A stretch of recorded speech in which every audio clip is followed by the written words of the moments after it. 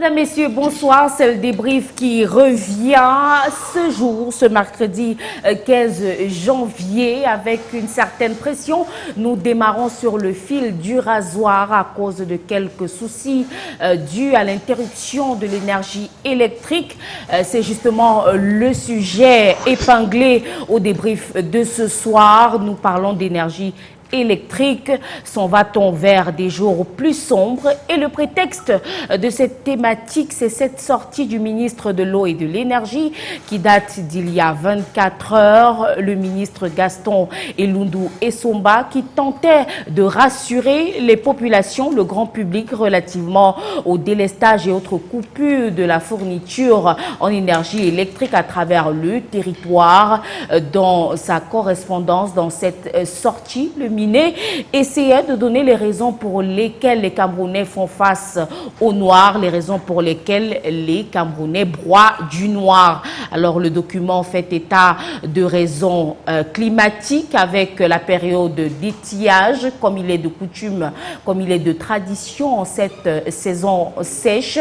Les barrages sont donc asséchés, ce qui impacte la fourniture en énergie électrique. Il parle du faible remplissage des barrages qui a atteint des proportions inégalées, une période critique donc qui entraîne des conséquences sur cette fourniture-là. Le document fait également état de quelques soucis avec des négociations qui se poursuivent avec l'opérateur historique de fourniture d'énergie électrique. Il est question d'éponger la dette envers ses partenaires.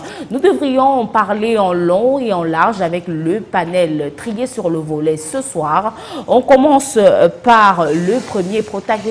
Il se nomme Georges Ngono Edjoa, mais on l'appelle trivialement Zomlois. C'est lui, le Zomlois des hommes, homme des hommes, à qui on souhaite la bienvenue. Il est le président de l'association, d'une association de défense des droits des consommateurs d'eau et d'énergie, précisément la CEL, si je ne me trompe. Il s'agit du président national de l'association pour la défense des droits des consommateurs de l'eau et de l'énergie électrique, ACEL. Bonsoir et bienvenue, président. Bonsoir Janice, bonsoir à tous mes co-panélistes. Ravi de faire mon apparition première dans cette émission qui est très suivie à travers le territoire national, déjà qui donne l'information à chaud, comme quelqu'un a si bien nommé son journal.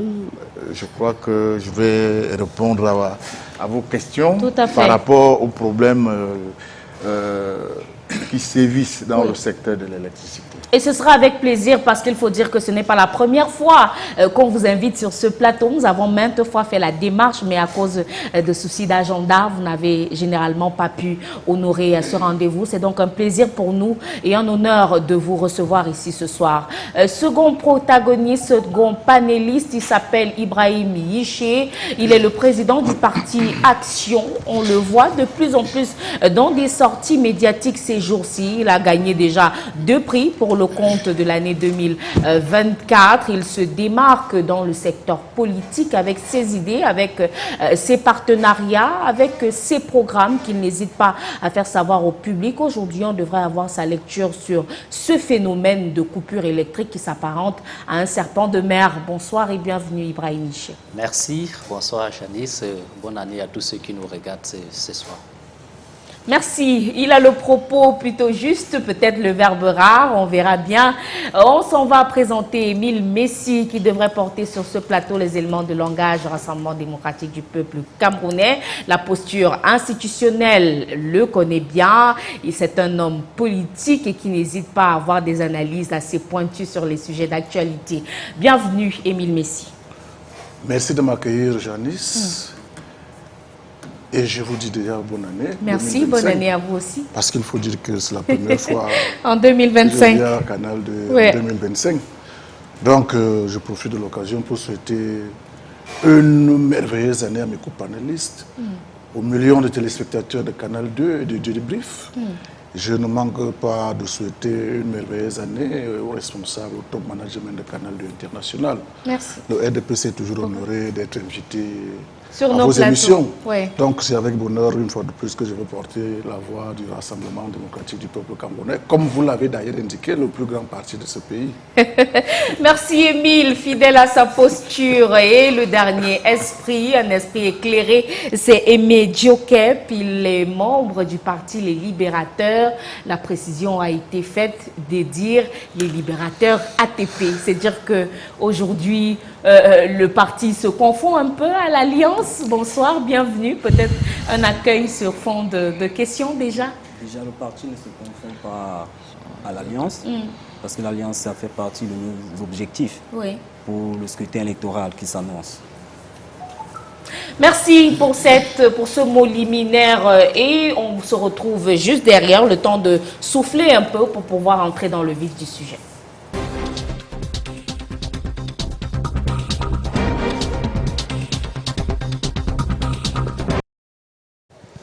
Merci de rester des nôtres, c'est le débrief de l'actu qui vous est servi ce soir. La thématique électricité vers des jours plus sombres. On commence avec le représentant des consommateurs sur ce plateau, Georges Ngono Edzoa. Les population camerounaise broie du noir, comme c'est fréquemment le cas en période de saison sèche. La sortie du ministre de l'Eau et de l'Énergie, très apprécié, cet effort de communication qu'il fait, de rassurer les usagers, le grand public, qu'ils soient informés sur les échéances, sur ce qui se passe par rapport au réseau électrique, mais des raisons qui sont données. On a l'impression quand même que c'est rebelote. Le scénario est bien connu. Est-ce qu'on est surpris par ces coupures, ces délestages, au point d'à chaque fois servir un communiqué comme si c'était des faits nouveaux? Vous représentez les consommateurs sur ce plateau et comment est-ce que les gens que vous représentez vivent cette période-ci? Merci. Je crois que je vais aborder ce sujet sur deux plans. Le premier plan, c'est celui d'un expert dans le domaine, dans le secteur. Oui. Et le second, c'est celui, la posture du président national des consommateurs d'électricité. Je vais commencer directement par la posture du président national des consommateurs d'électricité pour dire que le secteur de l'électricité a d'énormes difficultés. Depuis qu'on a, le chef de l'État a mis en place, je vais dire quoi, a scindé le secteur de l'électricité. C'est-à-dire beaucoup d'acteurs se sont introduits et dès lors, nous avons commencé à avoir des difficultés dans le secteur. Je vais dire ceci, lorsque l'opérateur historique était seul, que ce soit SONEL ou la SONEL, et tout récemment Eneo qui est là, on avait moins de difficultés. On avait moins de difficultés, on avait même moins de difficultés parce que le seul opérateur essayait de jouer le même rôle, le rôle de toi. Aujourd'hui, avec d'autres intervenants, ça devient un peu difficile parce que chacun est dans son segment. Vous ne pouvez pas lui donner les autres. Il y a la Sonatrel qui est là, il y a la production qui a, je crois, 3 ou 4 acteurs. EDC, il y a KPDC, il y a DPDC et autres. Donc chacun joue un rôle à ce niveau. Ce qui fait que le distributeur qui est à la fin de la chaîne, qui est Eneo, ne peut que subir ce que nous subissons aujourd'hui. Parce qu'aujourd'hui, nous voyons Eneo qui est en face de nous, qui nous gère, qui commercialise le secteur de l'électricité, sans être son défenseur. Mais logiquement, c'est ça. Mais bien avant, il y a d'autres acteurs que Eneo couvre, que vous ne voyez pas. Donc, nous ne pouvons que vivre cela. Moi, je vais féliciter le ministre de l'Énergie parce que depuis un certain temps, il fait des sorties juste parce qu'avant, on ne faisait pas. Comme si vous ne le savez pas, lorsqu'on informe, parce que le droit à l'information est lié à la loi cadre 2011/012 portant protection du consommateur. Donc, lorsque l'information nous est donnée, je crois que ça calme quand même la situation. Et le ministre est dans son rôle. Il nous a donné, il a vraiment donné il a diagnostiqué le problème et il nous a donné cette information. C'est déjà applaudi. Peut-être qu'on va abonder dans le sens vrai. Des causes profondes ou des responsabilités de chaque acteur. Mais Joker, parce que donner l'information, ça suffit. Chaque année, aux mêmes causes, les mêmes problèmes. On fait des communiqués en espérant que les populations comprennent. Entre-temps, elles broient du noir, elles souffrent le martyre. Est-ce qu'on ne devrait pas passer le cap de rassurer le public et plus d'agir? Le président disait que certainement l'opérateur historique couvrait ses différents partenaires, mais si on couvre les lacunes, arrivé à un certain point, on arrive au point de rupture. Exactement, justement, le ministre donne un communiqué, mais gouverner, c'est prévoir. La population se pose des questions. C'est pas nouveau l'étiage, c'est pas nouveau. Alors, qu'est-ce qu'il faut faire? Quelles sont les prévisions gouvernementales? On a l'impression que c'est la faiblesse des institutions, c'est la faiblesse infrastructurelle. Alors, que faisons-nous? Mais il faut prendre en compte les changements climatiques. Exactement. Aussi qui impactent gravement la production électrique. Bien évidemment. Pourquoi l'État n'essaye pas de trouver des alternatives? Le réchauffement climatique n'est pas nouveau. C'est pas aujourd'hui qu'on vit ça. Quelles sont les solutions à apporter? Le ministre se déploie, il se déploie, oui. Mais réellement, qu'est-ce que l'on fait? Des lestages par-ci, des lestages par-là. C'est le pain quotidien des Camerounais. Et il faudrait vraiment y songer. Quelles sont les solutions? Dernièrement, il était à Marois et à Guider. Il a inauguré les centrales solaires. Voilà une issue, voilà une solution. Pourquoi ne pas implémenter ce volet-là? L'énergie fossile, l'énergie renouvelable, peut-être c'est la solution pour pallier au problème d'énergie électrique au Cameroun. Alors, on devrait aborder la question des solutions un peu plus tard dans cet échange. Émile Messi, pourquoi est-ce que tout se passe comme si à chaque fois le gouvernement ou les secteurs concernés étaient surpris par ces périodes où les barrages sont quasiment à sec, où la production est diminuée de plus de la moitié? Pourquoi est-ce qu'il n'y a pas un plan B qui serait mis sur pied en saison des pluies afin de pouvoir l'implémenter par exemple en saison sèche? Janice Kamga, j'avoue que vos questions sont les miennes, sont des préoccupations du RDPC. Et vous me permettez de vous dire que tant que les Camerounais du nord au sud, de l'est à l'est, de l'est à l'ouest, n'auront pas accès aux services sociaux de base, le combat est très loin d'être terminé au RDPC. Ça, il faut vous le dire. Je suis un peu consterné en tant que consommateur de voir que plus de 20 ans après, quand je reprends 2004, lorsque le chef de l'État lui-même a placé son mandat sur des grandes ambitions, avec notamment l'étude sur tous ces barrages, nous on avait cru que dans les 10 années qui devaient suivre, les problèmes de délestage, les problèmes de coupure seraient dans le passé. Un triste souvenir, pour le dire. En 2011, il a placé le mandat sous le signe des grandes réalisations. Bref, pourquoi en 2025, nous en sommes encore là, avec ce que l'État du Cameroun a déployé pour ces barrages-là? Quand on en vient à nous dire aujourd'hui que les pluies n'ont pas fait ceci, comme si c'est une nouvelle saison sèche que nous avons en 2025 ou 2024. Moi, je ne parlais pas de gouverner, c'est prévoir. Mais je pense quand même que on ne va pas aller dans les détails parce que nous subissons ça dans la chair. Le chef de l'État de développement a parlé des frustrations que subissent des Camerounais face à cette situation-là. Moi, je suis frustré. Je suis un consommateur frustré, Monsieur le Président. Je n'ai pas à féliciter le ministre dans ces conditions-là. Nous voulons avoir accès à l'énergie. Ça fait 4 jours chez moi. Nous sommes dans le noir. Quand ça vient même, ça ne fait pas 2 minutes, ça repart. C'est intenable, c'est insoutenable. Et le communiqué, est-ce que vous ne comprenez pas les raisons qui... Le communiqué, je vous dis, le consommateur a besoin de l'énergie.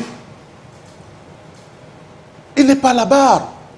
Il doit aller s'expliquer peut-être auprès du chef de l'État, qui est lui-même aussi embarrassé par cette situation-là. Il donne les raisons à qui? Pas à moi.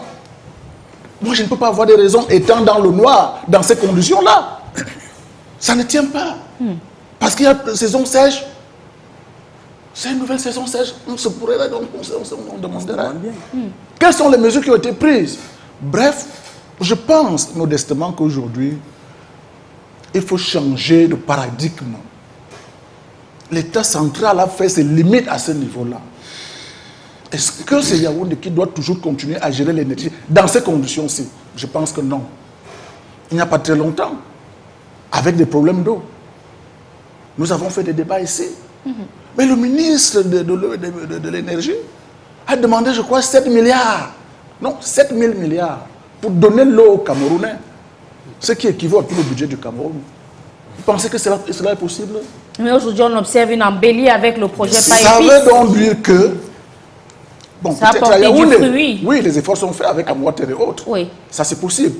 Mais je veux donc dire que l'État central ne peut pas continuer seul à donner l'énergie au Cameroun. Nous avons un potentiel qu'on doit tout simplement développer à travers ce que j'appelle la décentralisation. La décentralisation, peut-être, avant que vous ne continuiez dans votre analyse, on va prendre quelques lignes de ce communiqué qui a été rendu public hier par le ministre de l'Eau et de l'Énergie, alors qui explique les perturbations dans la fourniture en énergie électrique par la baisse de production de 70 MW dans les centrales hydroélectriques de Sonloulou et Edea, le faible remplissage des barrages pendant la saison des pluies 2024, qui a pour conséquence un déficit hydrologique de plus de 2 milliards de mètres cubes comparé à 2023. Pour ce qui est de la centrale de Memveleux, il n'y a pas encore de barrage de retenue. La production est passée de 200 MW en novembre à 35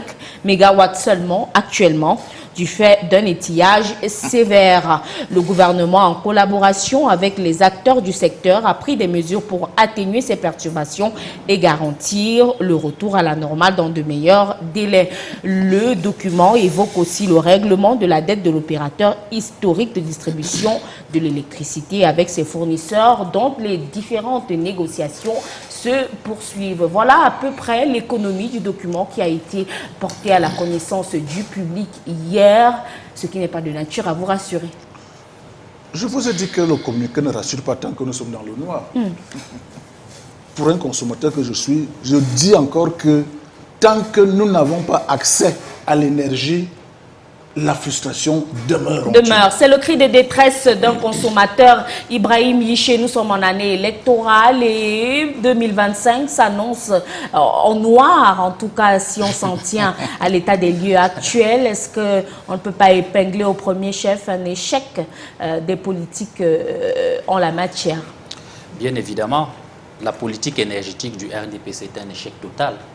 On ne peut pas faire moins en termes de médiocrité. Président, le RDPC ne gère pas l'énergie. Je vous en prie, le RDPC... C'est justement ça qui fausse le débat. Je vous en prie, vous avez eu votre, vous avez eu votre moment. J'ai dit, ce n'est pas le RDPC qui gère l'énergie. La bonne manière voudrait qu'on me dise... Non, ce n'est pas la bonne manière. Il ne faut pas dire des faussetés parce qu'on est dans un débat. Le RDPC ne gère pas l'énergie au Cameroun. Alors, la politique énergétique du RDPC est un échec total. J'insiste bien évidemment. Il ne s'agit pas du parti, il faut quand même faire la nuance. Je suis désolé parce que... Je suis désolé de cette manière-là, c'est malheureux. Ceux qui gèrent le secteur énergétique au Cameroun, c'est-à-dire ils parlent exactement comme au quartier du RDPC. Oui. Donc je peux me permettre d'assimiler les deux. C'est malheureusement le cas dans notre pays. Ce serait faire l'amalgame, malheureusement. Je vous en prie, faites la nuance. Notre pays, nous sommes en face d'un parti-État. Le RDPC confondu. On ne fait pas le procès du RDPC. Je vous en prie, permettez-moi de répondre à la déroulez. question que vous avez posée. Il faut dire que l'offre énergétique dans notre pays est déficitaire. Oui. Et le copanéliste, il a bien fait de le dire. En 2004, vous nous avez parlé de la politique des grandes ambitions. En 2011, vous êtes revenu avec la politique des grandes réalisations. Et en 2018, vous nous avez parlé de la politique des grandes opportunités. Oui. La réalité aujourd'hui sur le terrain est que malgré que le Cameroun soit la deuxième réserve énergétique ou alors aquatique en Afrique, malgré les milliards déboursés de nos caisses chaque année pour pouvoir améliorer l'offre et la qualité de l'énergie dans notre pays, le déficit continue et encore même se creuse au quotidien. Vous avez par exemple dans notre pays une demande en termes d'énergie qui se chiffre à 1379 MW pour une offre disponible de 1047 MW. Vous comprenez que le déficit va jusqu'à 330 MW, ce qui est très important. Or, nous savons que l'offre, la demande en tout cas, énergétique dans notre pays est croissante et estimée à au moins 7,5% chaque année. Ce que moi je vais dire de ce communiqué, c'est qu'on ne justifie pas l'injustifiable. Lorsque vous êtes face à un échec, vous devez soit démissionner, soit vous taire. Le ministre, au pire des cas, devait venir simplement s'excuser, demander pardon et demander à la population de lui donner l'occasion de se refaire et d'améliorer le contexte. Dans le communiqué, il nous dit par exemple que le déficit actuel ou alors les délestages que nous observons aujourd'hui est dû au fait que nous sommes face à une période marquée par l'étiage, notamment la saison sèche. Moi, je pense qu'il faut à un moment donné arrêter avec la politique des boucs émissaires. Lorsque ça ne va pas, on trouve toujours une solution pour justifier l'injustifiable. Je vais dire à ceux qui nous dirigent que ce n'est pas l'étiage qui empêche au stade de l'Olembe d'être construit. Vous avez vu dans son communiqué où il est revenu sur le fait, par exemple, qu'il faudrait que les entreprises cessent de fonctionner en plein temps pour permettre à la population de consommer de l'énergie. Je dis que c'est un sérieux problème parce que lorsque nous savons qu'en 2011, le président de la République, dans sa politique de grande réalisation, avait participé avec son gouvernement à la rédaction du DRCE, qui était un magnifique document, qui malheureusement a échoué. Et là, à l'intérieur, on nous disait qu'on devait doubler l'offre énergétique. Lorsque vous savez que l'année dernière, le ministre de l'eau et de l'énergie nous a rassuré qu'avec l'interconnexion nord-sud,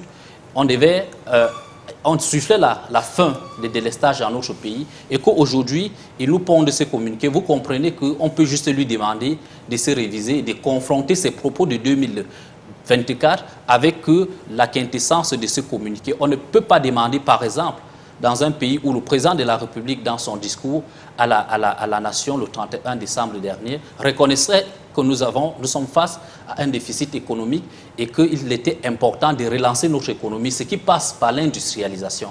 Et que son ministre, je vais chuter par là, quelques jours après, vient nous dire que la solution pour que les Camerounais puissent avoir accès à une énergie de qualité et abordable serait que les entreprises ne puissent plus tourner en plein temps, alors que nous sommes un pays sous-industrialisé, que notre développement doit passer par l'industrialisation du pays.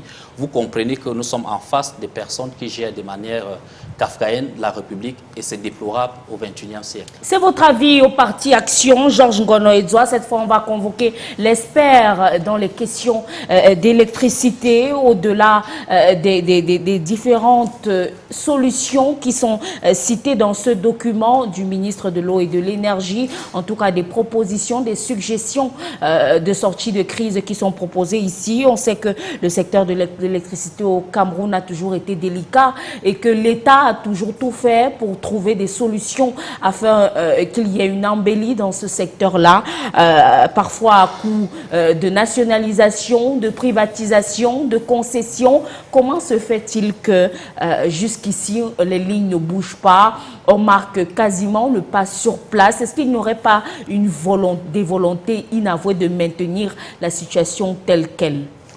Bon, je dirais que d'emblée, je ne voudrais pas qu'on politise le débat parce que c'est quelque chose qui nous regarde nous tous. Tout à fait. Nous sommes tous responsables, que ce soit les consommateurs, que ce soit le politique, que ce soit tout le monde, nous sommes tous responsables. À quel niveau?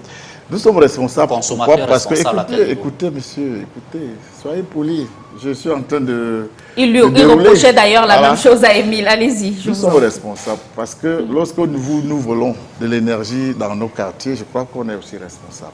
Tout ce qui se passe techniquement, il y a aussi le vol de l'énergie qui cause majoritairement ce problème.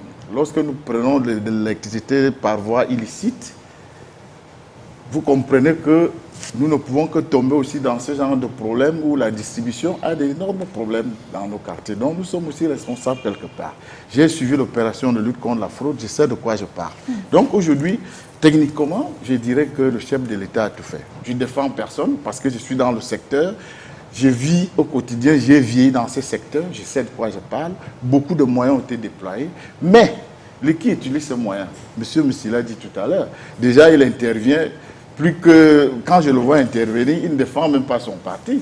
Il fait vraiment ce qu'il faut pour quelqu'un, pour un consommateur. Mais aujourd'hui, le chef de l'État a mis beaucoup de moyens dans le secteur de l'électricité. Qu'est-ce que c'est là, ceux qui ont eu ces moyens ont fait avec le développement du secteur? C'est là qu'il faut poser la question. C'est pas... Si vous recherchez à l'intérieur, vous trouverez que c'est tous les Camerounais qui ont géré peut-être ce côté-là. Comment ça? C'est pas peut-être quelqu'un qui vient du RDPC, ça peut être quelqu'un d'un autre parti qu'on a sollicité pour qu'ils sont... Des marchés fictifs? Je ne veux pas dire les marchés fictifs.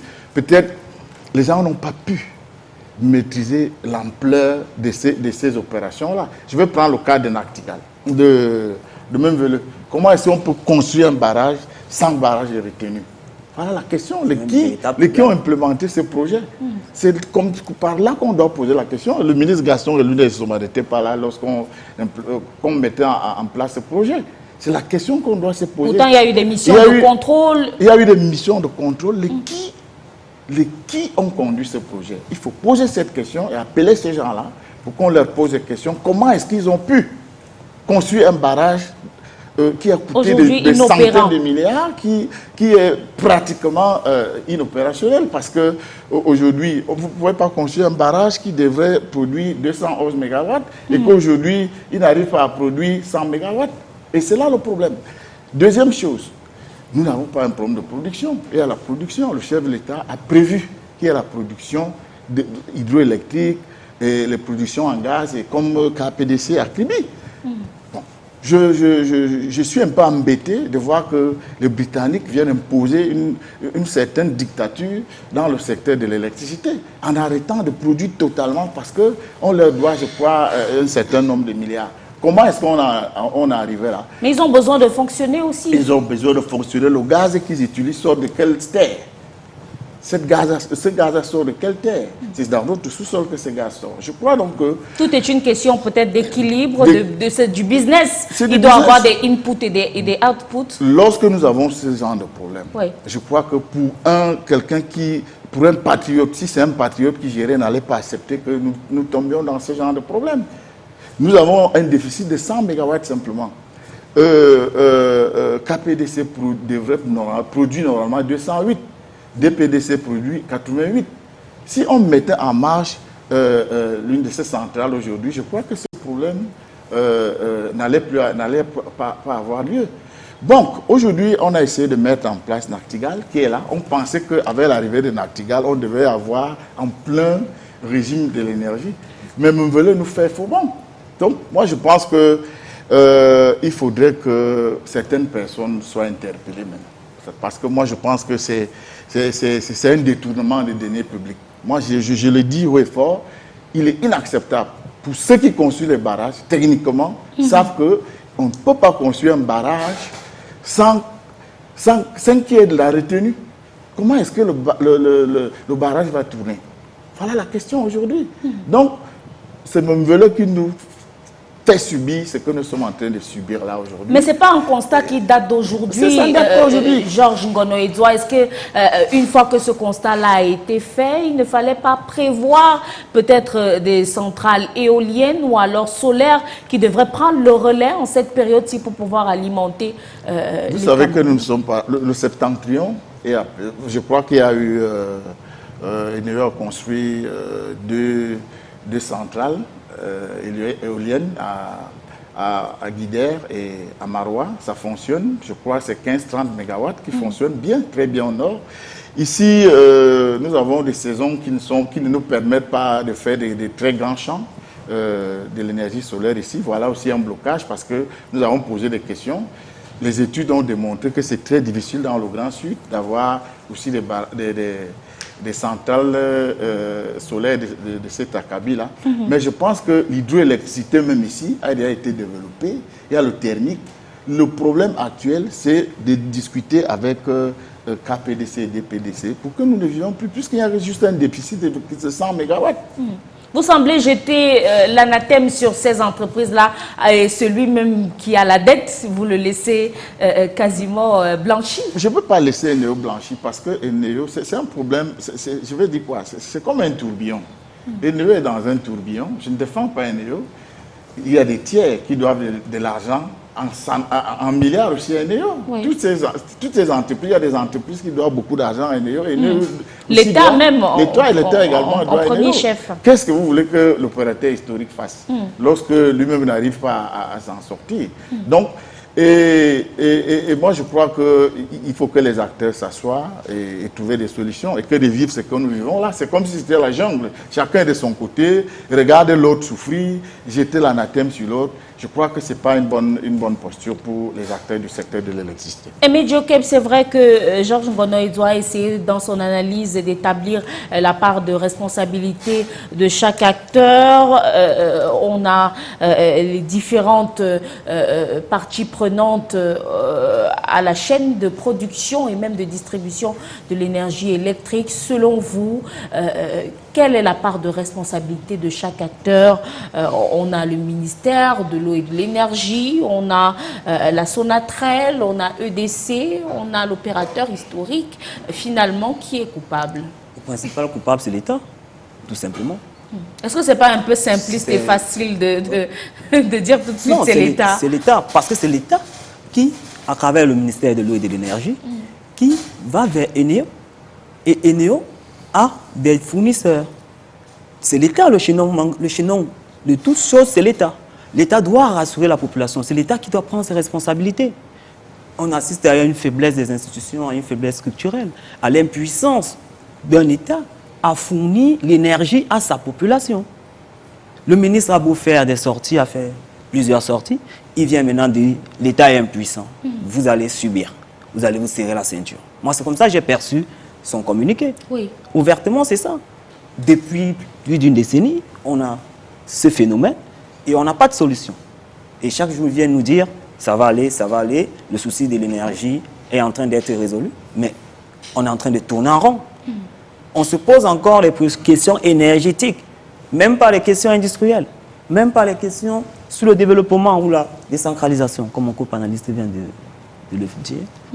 Ce n'est pas une question de moyens aussi? C'est justement aussi ça. Ouais. Parce que nous sommes sous le joug d'une monnaie coloniale, le franc CFA, et cette monnaie revient sur tous les débats. Parce que l'État du Cameroun n'a pas l'argent. L'État du Cameroun dépend des bailleurs de fonds. On emprunte ici, et ils définissent où sera utilisé cet argent. Les malversations, les détournements des deniers publics.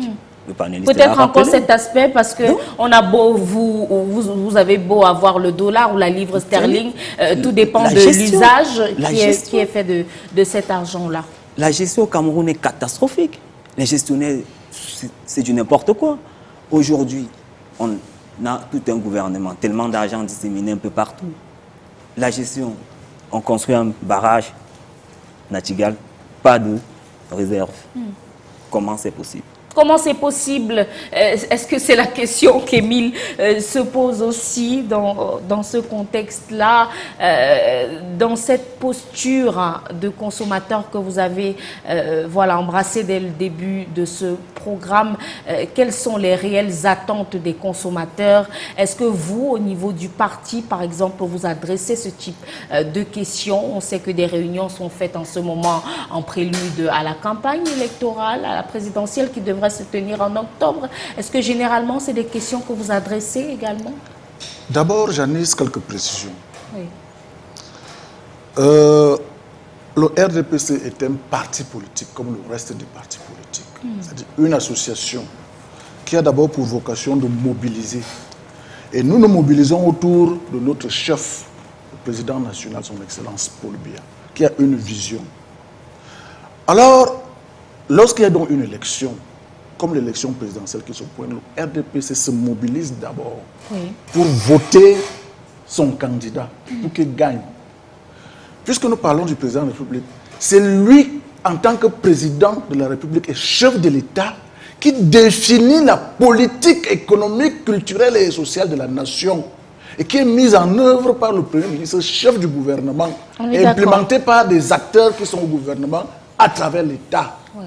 Le RDPC, dans ces conditions-là, soutient les institutions et ceux qui les incarnent. Vous voyez, le RDPC se désolidarise des incompétents et des antipatriotes. Il faut qu'on soit clair là-dessus. Parce que lorsqu'on vient dire ici que, permettez petit frère, lorsqu'on vient dire ici que le parti RDPC, ou je ne sais pas, le RDPC parti-État, le RDPC n'est pas un parti-État. Le parti-État, c'est quoi le président? Ça veut dire que c'est dans le RDPC qu'on définit la politique de la nation. Ça veut dire que c'est dans le RDPC qu'on forme le gouvernement qui est mis en place. Il vous souvient en tant que candidat à la présidence que ce n'est pas ça le problème. Le Cameroun est une république. Il faut respecter les canons de la République. Vous comprenez un peu? Donc, nous ne tuons pas les vrais problèmes parce qu'on veut absolument politiser.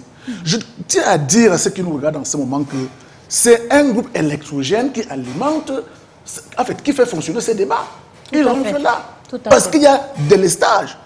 Lorsqu'il y a délestage, est-ce que ça choisit les militants d'un parti politique? Pas du tout. Quand moi, consommateur, je suis courroucé par cette histoire-là, parce que j'estime être frustré, et le président a compris la plupart des Camerounais qui vivent cette situation. Il ne s'agit pas de politiser. Et pourtant, vos candidats, généralement, Comprenez promettent l'électricité à chaque campagne. C'est pour cela donc que... Ce qui n'arrive jamais. Vous dites bien que c'est des Camerounais. Où devrions donc nous aller chercher ceux-là qu'on doit mettre à la tête de ces sociétés, à la tête de ces départements ministériels? C'est toujours des Camerounais. Lorsque nous parlons de la moralisation, de la rigueur et tout, mais la corruption est toujours rampante. Il faut agir. C'est de ça qu'il s'agit aujourd'hui. Donc, je crois que par rapport à la problématique que nous débattons en ce moment, il y a des sujets qui ne devraient pas diviser les Camerounais sous prétexte des partis politiques. Parce que je vous l'ai dit, cette délestage-là n'épargne personne. Lorsque nous n'avons pas accès aux services sociaux, c'est tout le monde qui vit le drame. Et je crois qu'en tenant, en posant de façon objective les mêmes problèmes, ça peut amener à ceux qui sont là de prendre conscience de l'ampleur de la situation. Et quel est votre souhait, vous, en tant que consommateur? Votre analyse également en tant qu'observateur de la scène politique? Mon souhait en tant qu'observateur par rapport à cette question, c'est que l'État nous a annoncé, il n'y a pas très longtemps, de nationaliser la production, le transport et la distribution de l'électricité. Je crois qu'aujourd'hui, l'État doit prendre ses responsabilités.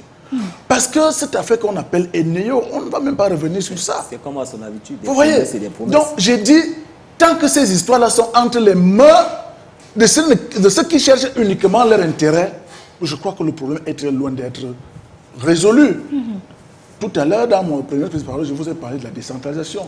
Il faut qu'on confie une certaine autonomie aux régions et aux communes pour qu'ils puissent mettre en valeur les potentialités qui se trouvent dans leur secteur de compétences pour qu'ils puissent créer l'électricité et distribuer cette électricité directement aux populations. C'est juste une question de moyens, c'est juste une question de volonté politique. Moi, je pense, parce que lorsqu'un maire qui a un mandat auprès des populations ne donne pas des résultats qu'il faut, on sait ce qui va lui arriver. Lorsqu'un président de conseil régional qui a un mandat ne donne pas satisfaction aux populations qui lui ont donné un mandat, on sait ce qui va lui arriver. Je pense que c'est à ce niveau-là que nous devons aller aujourd'hui, parce que parfois ces ministres-là, on a l'impression qu'ils ne sont redevables de personne. Et justement, il y a l'un des téléspectateurs de Canal 2 International qui aborde dans votre sens, en tout cas dans le cadre de la nationalisation. Il dit ceci: la privatisation de la SONEL a été un échec dans les politiques de réajustement structurel.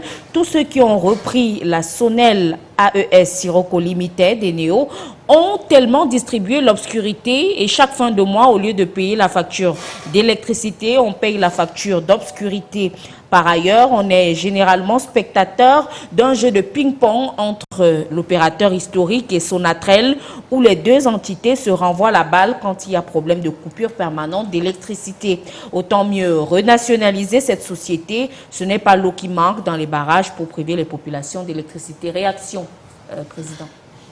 Bon, moi je crois que, comme vous avez dit tantôt, qu'il ne faut pas jeter l'anathème sur qui nous recherchons derrière les solutions. Des solutions. Parce que moi, tout ce qu'on... Il a dit tout à l'heure que moi-même, quand je suis dans le noir, je ne suis pas fier. Moi, président national des consommateurs électriques, ce n'est pas une sorte de parti politique ou bien...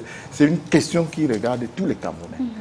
Et moi, je dis très bien que nous n'avons pas un problème de production d'électricité au Cameroun. C'est la gestion des acteurs. C'est un problème de gestion d'acteurs. Nous n'avons pas un problème de production. Si KPDC a déjà 288 MW, a produit, DPDC 88, Nachtigal, je crois 500 bientôt, 480, Mumvele 211, essayez un peu de faire son Luluki à 75%, 75% à la production nationale. Je crois qu'on n'a pas un problème. C'est un problème de gestion de plusieurs acteurs. Chacun tire un peu la couverture de son côté. Voilà le problème. Et qui doit trancher dans ce cas? Dans ce cas, je crois que le président de la République, comme il a dit, il doit trancher. Mais moi, je dis, lorsque ASONEL est venu au Cameroun et NEO, le secteur de l'électricité était complètement à genoux.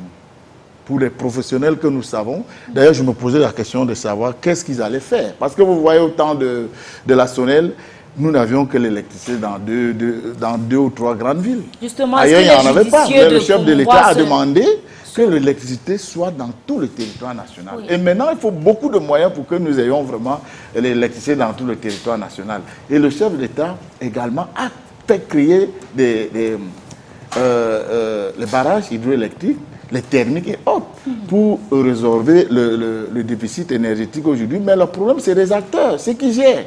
Peut-être qu'ils n'implémentent pas bien les projets et nous avons l'échec aujourd'hui comme ce que nous subissons là. Nous n'avons pas un problème de production de l'électricité. Et justement, en termes de propositions, puisqu'on s'achemine vers la fin de cet échange, est-ce qu'il ne faut pas... Quelles sont les solutions pérennes que vous entrevoyez? La première solution, c'est que l'État appelle tous ces acteurs-là, ils s'assoient et trouvent des solutions pour que nous n'ayons plus ce genre de problème. Parce que les grandes entreprises savent comment gérer, même en termes de dettes.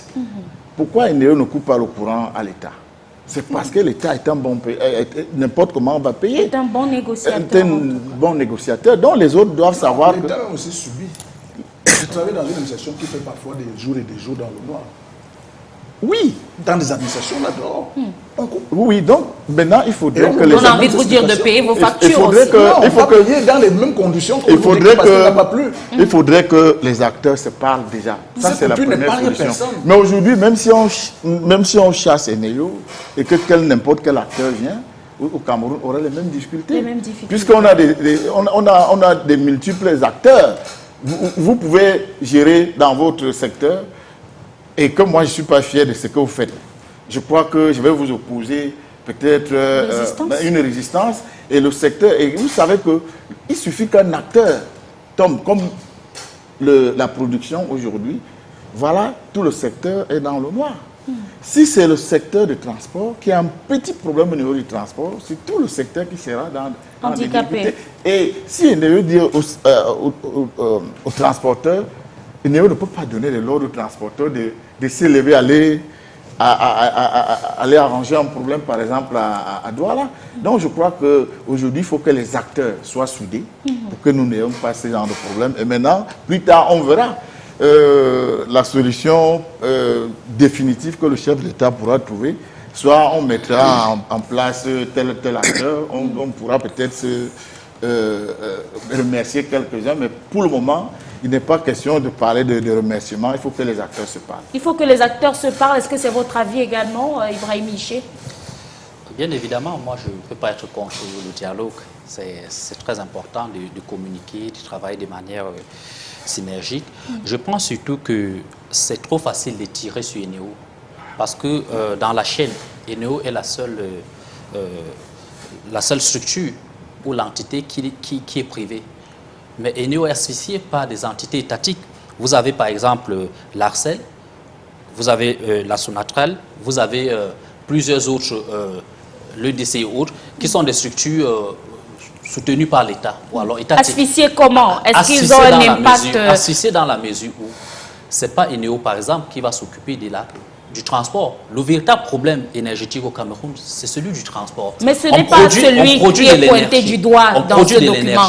C'est malheureux. Pourquoi? Parce que les acteurs étatiques tirent toujours sur NEO. Et c'est un problème. Ce n'est pas NEO qui produit, ce n'est pas NEO qui transporte, NEO distribue. Et aujourd'hui, les impayés, particulièrement de l'État, font que Eneo ne peut même plus payer ses employés. Je vais vous annoncer qu'à partir du 1er novembre, Eneo s'est vu obligé d'augmenter la facturation des compteurs prépayés. Eneo s'est vu dans l'obligation de chasser 80 à 90% de son personnel qui était en contrat à durée indéterminée. Aujourd'hui, ils sont à contrat à durée déterminée et c'est renouvelable chaque mois parce que Eneo n'en peut plus. Il faut que l'État paye ses factures. Il faut qu'au Cameroun, on puisse revoir le système du transport énergétique. Il faut surtout, puisque nous sommes à la phase de solution, ouais. il faut refaire le réseau électrique camerounais. Il faut le réaménager. Comment? Il est dépassé. Comment? Par exemple, en segmentant par palier. Vous ne pouvez pas avoir la même source d'approvisionnement pour les ménages que pour les PME et pour les grandes entreprises ou alors les industries. Moi, je pense qu'on peut exploiter les différentes sources d'énergie disponibles dans notre pays. On peut par exemple prendre l'énergie solaire pour alimenter les ménages. On peut construire des mini-barrages pour alimenter des petites et moyennes entreprises. On peut donc se concentrer à produire davantage de l'énergie à travers des barrages qui sont en construction. On peut optimiser ceux qui sont déjà fonctionnels. On peut optimiser ceux qui sont fonctionnels pour pouvoir desservir les industries. Parce que si nous voulons nous développer, nous devons nous industrialiser. Et l'industrialisation passe par une autonomie énergétique. Voilà la solution que nous préconisons. Il faut surtout réduire les acteurs dans la chaîne de distribution ou alors de production de distribution d'énergie. À l'époque, lorsque nous avons uniquement AES-ONEL, la gestion de l'énergie électrique, le système énergétique était mieux organisé qu'aujourd'hui. Mais on avait également tous ces problèmes avant qu'on ne décide de segmenter par secteur. Mais l'intervention non, c'était pas pareil. Moi, je crois que c'était pas pareil. Aujourd'hui, c'est encore plus grave. Eneo n'a que 2 millions. Eneo a à peine, exactement en tout cas, 2 168 000 clients. C'est la gestion de ces clients qui dépasse toute une chaîne.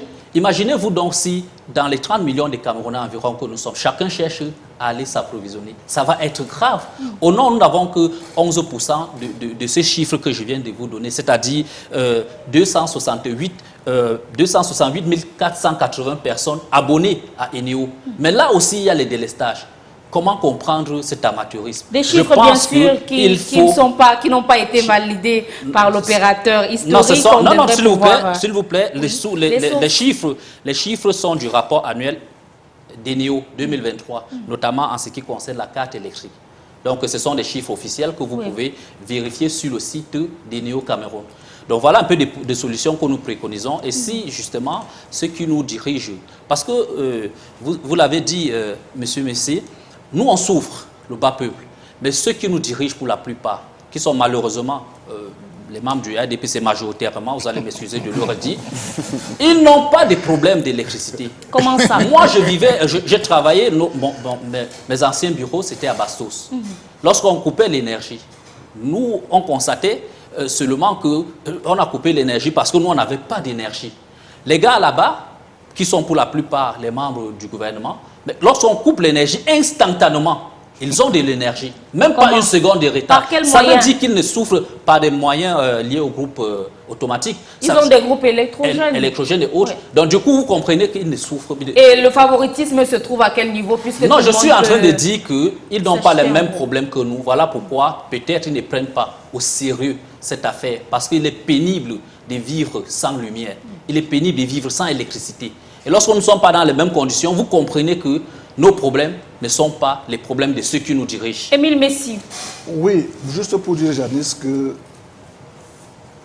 l'eau, l'énergie sont des domaines de la souveraineté de l'État. Je crois que lorsque nous avions notre SONEL et notre SNEC,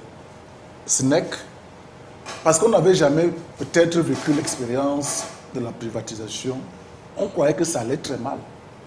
Parce que je me rappelle, lors où il y avait des récriminations pour le DG de la SONEL ou de la SNEC, on pensait que ça allait très mal. Mais ça a été dit ici que c'était même encore mieux qu'en ce temps-là. Et je dis, pour un État souverain, ne devrait pas confier son énergie à une tierce. Parce que ces gens-là viennent juste pour leurs bénéfices. Vous voyez, il a dit tout à l'heure qu'il y a eu des réformes là-bas, des gens qu'on a mis à la porte parce qu'on les payait plus et tout. Or, l'État d'abord c'est le social. C'est vrai, il va falloir également à l'État de faire des bénéfices pour avancer. Mais on va souffrir moins. Surtout que, je le dis, Président, l'État a consenti beaucoup de moyens pour ces barrages. Nous sommes d'accord. Nous attendons le résultat. C'est de l'argent des Camerounais. L'État aussi Soit les a bout dettes, de soit sous. ceci. Si on n'a donc pas, c'est l'État même qui a annoncé qu'ils vont nationaliser le secteur de l'électricité. Déjà, nous produisons. Nous transportons. Mais l'autre est seulement là pour vendre. Commercialisé. Je pense qu'il y a un problème. Il y a président. le Maintenant, contrat a autre été chose. savamment C'est pour ça qu'il faut revoir ces étudié. contrats. Et, Je me dis qu'il faut et voilà. Moi, je suis un souverainiste. Il faut revoir ces contrats. Oui. Les États aujourd'hui aspirent à être plus autonomes, plus indépendants dans la prise des décisions. Je vous ai dit que l'eau et l'électricité ne sont pas des domaines Mais en qu'on termes donne aux de- étrangers. Est-ce que c'est réaliste, Émile Messi? C'est Parce qu'on réaliste. sait que l'État cherche constamment de l'argent pour X ou Y projet. L'État aussi a bout de souffle à force d'être gendarme, interventionniste dans tous C'est les pour ça domaines. que Il nous faut disons également que voir cet il nous faut aspect. donc des patriotes. La question qui se pose, est-ce que ceux qui sont en charge de ces sociétés-là aiment le pays, travaillent pour le pays? C'est là la problématique de tout ce que nous voyons là. La malgouvernance, la corruption et tout ce qui embête. Est-ce que ces gens-là se soucient de l'intérêt général? Si chacun faisait minimalement pour l'intérêt général, je crois que nous n'en serions pas là. Mais je pose sur la question, où irons-nous chercher ces gens-là en dehors des Camerounais? Lui va parler du parti politique. D'aucuns arrivent même au gouvernement sans avoir forcément la carte du parti. Ce n'est pas un critère. Le président de la République, c'est un républicain. Il sait faire la part des choses. S'il estime que vous pouvez apporter quelque chose dans ce secteur, il ne va pas demander votre carte de parti. Donc Il vous pensez qu'il confie faut des changer les responsabilités. hommes? Est-ce que ça C'est change? cela. C'est notre mentalité. Je ne Même pas parle les pas forcément des autres, des individus, mais je parle de la vision des choses. Nous devons être des patriotes, des gens qui aiment leur pays, des gens qui aiment leurs frères et sœurs, que lorsque vous êtes au service de la collectivité du pays, que vous fassiez qu'on se souvienne quand même de vous positivement. Voilà mon souci aujourd'hui et c'est ça qui nous manque. La corruption est toujours là. Le favoritisme, le clientélisme, le népotisme, tout ce que nous disons là, ça a un coût sur le développement du pays. Mais Dioké, Ça a un coût. puisque nous en sommes aux solutions, à une émission du débrief, une édition du débrief, votre camarade de parti, Boris Bilé, nous a montré le manifeste du parti pour les élections à venir dans la section consacrée à l'énergie. Qu'est-ce qui est prévu dans votre programme politique? On en profite pour avoir une idée quand même à l'approche des élections de ce que vous avez prévu justement pour pallier ce type de problème. Merci pour la question, Janice. Déjà, le volet énergétique est lié à la monnaie. Parce que le Cameroun ne décide pas de sa monnaie. Et notre manifeste est clair là-dessus. Nous posons des questions sur comment est gérée l'énergie au Cameroun. Le Cameroun produit suffisamment d'énergie. Mais dans la distribution de cette énergie, le transport de l'énergie aux consommateurs, ça pose un problème. La gestion infrastructurelle. Il y a un souci. Une fois que la critique est faite, qu'est-ce que vous proposez concrètement? Réellement, on va réhabiliter ce secteur et la Sonatrel. C'est un problème de gestion, forcément. Forcément, parce qu'au Cameroun, on a tendance à ne pas prendre soin des infrastructures. Regarde le stade Olembe au lendemain de la Coupe d'Afrique au Cameroun. Regardez à quoi ça ressemble. Opposition, je vous en prie. Justement, c'est On un n'en point est plus au important. constat.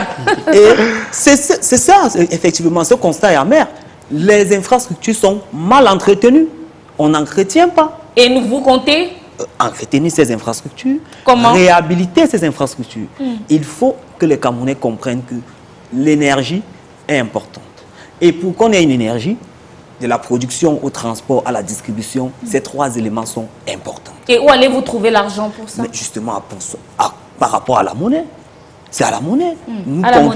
Nous comptons créer une monnaie camerounaise, le Camer, et une monnaie peut-être africaine et panafricaine. Il faut se le dire. Le Cameroun ne décide pas. C'est les instances internationales qui décident à la place du Cameroun. Merci. On va peut-être sortir avec le mot de fin de Georges Ngono-Idoua, puisqu'il fait office d'expert en la matière sur ce plateau. En 2 minutes, peut-être le mot de la fin. Bon, moi je dirais que M. Messila Didéa, il faudrait que les gens prennent conscience, simplement, parce que tout est déjà mis en œuvre.